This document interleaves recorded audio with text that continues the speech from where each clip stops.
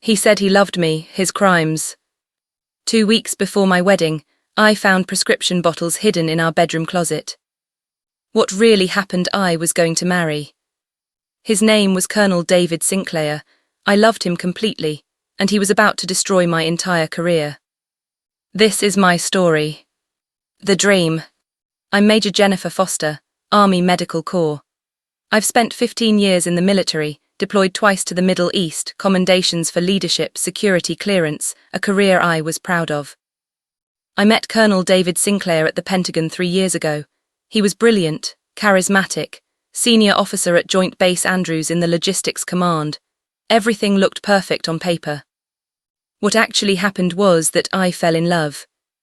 He was attentive, he was interested in my work, my life, my dreams. He'd text me during his meetings. He'd find excuses to walk past my office. He made me feel like I was the most important person in his life. After 6 months of dating secretly, because of military regulations about fraternization, he asked me to move in with him. After 2 years together, he proposed. Please be honest and comment. What would you have done differently? I remember the night. We were at his apartment in Arlington. He got down on one knee. He had a ring, 2-carat diamond, white gold, exactly what I'd mentioned once in passing months earlier. He remembered the smallest details about me. David, flashback audio. Jennifer, I want to spend my life with you. I want to build a future with you. Will you marry me? I said yes immediately. I was crying, I was happy, I was planning our future.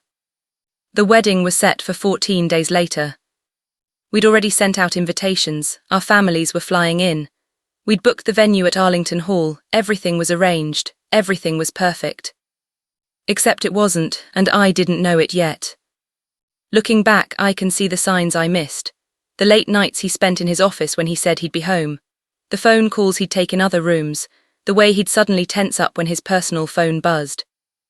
But I was in love, and love makes you blind to warning signs.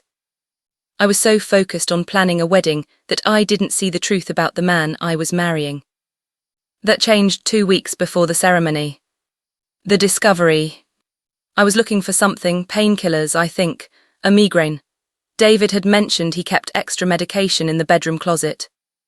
I opened the top shelf to move some boxes around, and that's when I found them. Prescription bottles, dozens of them, different names on the labels, different pharmaceutical companies, different dates. Oxycontin, fentanyl patches, Percocet, morphine, hydrocodone. All prescribed to different people, all in our apartment, all hidden. My first thought was that David was struggling with addiction, that he was hiding his pain medication use from me. That explained the late nights, the secrecy, the distance. I sat on our bed holding those bottles, and I felt my heart break. The man I was marrying had a serious problem, and he'd kept it hidden from me. I called him. Me flashback audio. David, I need you to come home, now it's important. He arrived 30 minutes later. He was nervous immediately, before I even showed him the bottles. David, flashback audio. What's wrong? What happened? I showed him the medications. I asked him directly, are you addicted? Is this why you've been acting distant? He stared at the bottles for a long moment, and then something shifted in his expression. It wasn't shame. It wasn't fear of judgment. It was calculation.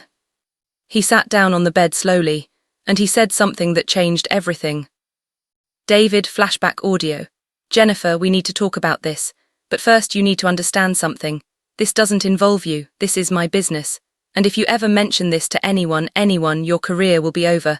I will personally ensure it. I remember feeling physically cold when he said that, not because I was afraid of him, but because I realized I didn't know him at all. I asked him what he meant. I asked him to explain. He told me the truth. Colonel David Sinclair wasn't addicted to prescription medications. He was distributing them. He had a network, other officers, medical personnel, contractors, who were systematically diverting pharmaceutical supplies from military bases. Prescription medications that were supposed to go to military hospital pharmacies were instead being redirected to civilian distributors, who sold them on the black market. The profit margin was enormous. A $50 bottle of Oxycontin from a military pharmacy could be sold for $800 on the street. David had been running this operation for 4 years. And he had been planning to involve me. That's what I didn't understand at first. He wasn't just hiding his crimes from me, he was preparing to make me part of them. He explained it slowly, like he was explaining something obvious. David, flashback audio. You have access to classified distribution records. You have the clearance to authorize pharmaceutical transfers. Once we're married, once we're combined financially, once you're implicated, you can't leave me. You can't report me. Because if I go down, you go down with me. That was his plan: marry me, compromise me, make me complicit in his crimes. And once I was trapped, make sure I stayed quiet forever. I remember feeling the room spin. I remember thinking this couldn't be real. This couldn't be the man I loved, revealing himself as someone capable of that level of manipulation. But it was. He continued explaining. He told me about the network. He told me the operation was making hundreds of thousands of dollars monthly. He told me there were officers at 3 different bases involved. He told me he'd been planning this entire scenario, the relationship, the proposal, the marriage, specifically to recruit me and make me complicit. He said, your clearance was the whole reason I approached you in the first place. Everything was a lie, every text message, every kind word, every moment of intimacy, all of it designed to manipulate me into becoming his accomplice. I asked him what he expected me to do. And he told me something that froze my blood. David, flashback audio. You're going to cancel the wedding quietly. You're going to tell people you had cold feet. In 6 months we'll get back together. And then we'll get married. And then you'll help me, because the alternative is your career ends. Your security clearance is revoked. You'll be investigated. And I will testify that you knew about this operation, that you were part of it from the beginning. He had thought through every detail. He had an exit strategy if I refused. He could frame me. The decision. I didn't cancel the wedding. Instead, I did something David Sinclair never expected. I went to Criminal Investigation Division. CID is the Army's internal investigation agency. They handle serious crimes within the military. I drove to their office the next morning. David thought I was at work. I wasn't. I was walking into CID headquarters with a bag containing all those prescription bottles, plus my documentation of what David had told me. I met with Special Agent Maria Valdez. I told her everything. The investigation that followed happened faster than I expected. CID brought in the D. Federal prosecutors got involved. They recognized the scope of what was happening, not just David's operation, but the entire network across 3 bases. CID wanted me to wear a wire. They wanted me to go back to David, act like I'd agreed to cancel the wedding quietly, and record him explaining the operation in detail. Give them evidence that could be used in court. I agreed to do it. For the next week, I lived a lie within a lie. I went to work. I went home to David. I acted like nothing had changed. Like I hadn't discovered his crimes. Like I was processing the shock of him revealing his plan and adjusting to the new reality. He was relieved. He thought he'd won. He thought I was beginning to accept the manipulation. 1 week before the wedding was supposed to happen, CID set up the wire. I wore a recording device under my uniform. Special agents were positioned outside our apartment. I had a panic button if things went wrong. I came home from work. David was there waiting. He was relaxed. He was already discussing logistics of the new plan. When we'd get back together, how we'd coordinate my involvement in the operation. I asked him to explain the entire operation again. In detail, all the networks, all the people involved, all the financial mechanisms. He did. He laid it all out, completely unaware that every word was being recorded. The recording lasted 47 minutes. By the end of it, we had everything we needed for federal prosecution. CID agents moved in. They arrested David in our apartment. I watched them put handcuffs on the man I thought I was going to marry 24 hours earlier. He looked at me with complete shock when he realized what had happened. David in custody. You recorded me, you went to CID. Do you understand what you've done? Do you understand what this means for you? Special Agent Valdez stepped forward and read him his rights. Investigation unfolds. The federal investigation that followed was comprehensive. CID and D executed search warrants on David's office, his apartment, his vehicles. They found pharmaceutical distribution records documenting over $1.2 million in diverted medications. They found communications with his network. They found financial records showing his profits. They also found something else that changed the trajectory of the case: evidence of domestic abuse. In David's desk drawer, they discovered documentation that he'd been physically abusive to a previous girlfriend. She had filed a report 4 years earlier, but the case was mishandled and eventually closed. There were photographs of her injuries, medical records, her statement describing his violent behavior when she tried to leave him. She was still alive, and she was willing to testify. When CI'd contacted her, she described a pattern. David would be charming and loving at the beginning of a relationship. Then slowly he'd introduce control, financial control, isolation from friends, verbal abuse, physical violence if she questioned him or tried to leave. It was a predatory pattern.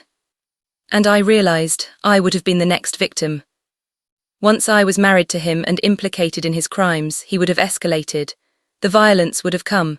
The isolation would have intensified. I would have been trapped with someone who saw me as property, not a partner. The discovery shook me in a way the criminal charges hadn't. This wasn't just about the drug operation. This was about a predatory officer who used his rank, his charm, and his position to manipulate and abuse women. The federal prosecution moved forward. Colonel David Sinclair was charged with drug trafficking, 18 counts, conspiracy, 6 counts, fraud, 4 counts, conduct unbecoming an officer, 6 counts, threatening a witness, 1 count for his threats to me. His co-conspirators were also arrested. 8 officers, 5 civilian contractors, 3 medical personnel, all charged, all facing prison time. But David's charges were the most serious because he was the ringleader. The reckoning. The court-martial took place 6 months after his arrest. I testified for 3 hours. I described the relationship. I described the discovery. I described the conversations. I described the moment he revealed his plan to manipulate me into becoming his accomplice. The federal prosecutor asked me directly, "Did Colonel Sinclair ever use physical violence against you?" I said no, I was fortunate. He asked, "Did he ever threaten you with violence?" I said yes, multiple times, every time I hesitated about helping him, every time I asked questions. The previous girlfriend testified next. She described his violence. She described the pattern. She described the escalation of abuse that occurred when she tried to leave him. There were others too, medical personnel who'd been pressured to divert medications. Officers who'd been threatened with exposure of their own misconduct if they didn't cooperate. The court-martial lasted 3 weeks. The evidence was overwhelming. On the final day, the military judge read the verdict. Guilty on 18 counts of drug trafficking. Guilty on 6 counts of conspiracy. Guilty on 4 counts of fraud. Guilty on 6 counts of conduct unbecoming an officer. Guilty on 1 count of witness intimidation. 35 counts total, 35 guilty verdicts. The sentence, 25 years in military federal prison, dishonorable discharge, forfeiture of all pay and benefits including his pension, permanent loss of his security clearance and any future federal employment. Colonel David Sinclair would spend the rest of his active life in prison. But here's the cruelty that satisfied me: his legacy would be destroyed. His military record, the thing he'd built his entire identity around, was permanently tainted, not as a decorated officer, as a predator, as a drug trafficker, as a man who manipulated women into complicity. Every commendation he'd ever received was overshadowed by these convictions. Every promotion he'd achieved was rendered meaningless. His career, which he'd used to build authority and control, was now the basis of his downfall. And he'd watch his co-conspirators testify against him. He'd watch his network disintegrate. He'd watch his carefully constructed reputation collapse publicly, permanently, irreversibly. Epilogue: the aftermath. People often ask me, did his conviction restore your career? Did everything go back to normal? The answer is complicated. My security clearance was reinstated, my rank was protected, officially. I was cleared of any involvement in his crimes. But internally there was suspicion. Some colleagues wondered if I should have seen the signs earlier, if I should have known he was manipulating me, That kind of doubt doesn't disappear when an official verdict says you're innocent. I was offered a desk job at the Pentagon, safer, more stable. I took it. I was also offered a position in the Army's new Institutional Accountability Task Force, investigating corruption within military leadership. I took that too. Because I realized something. The man I loved taught me about the reality of predatory power. And the only way to honor that painful lesson was to protect others from experiencing what I experienced. I spent the next 3 years investigating cases like David's. Officers who abused their power, officers who manipulated subordinates, officers who betrayed the uniform and the people who trusted them. And I helped prosecute all of them. Colonel David Sinclair is currently in military federal prison, serving year 4 of his 25-year sentence. His ex-wife divorced him, his children have changed their last names. His friends abandoned him. His reputation is permanently destroyed. And the man who said he loved me while planning to destroy my career learned the most important lesson. I was smarter than he was. I was stronger than he was. And in the end, I destroyed his life using nothing but evidence, integrity, and the system he thought he could manipulate. That's the real revenge.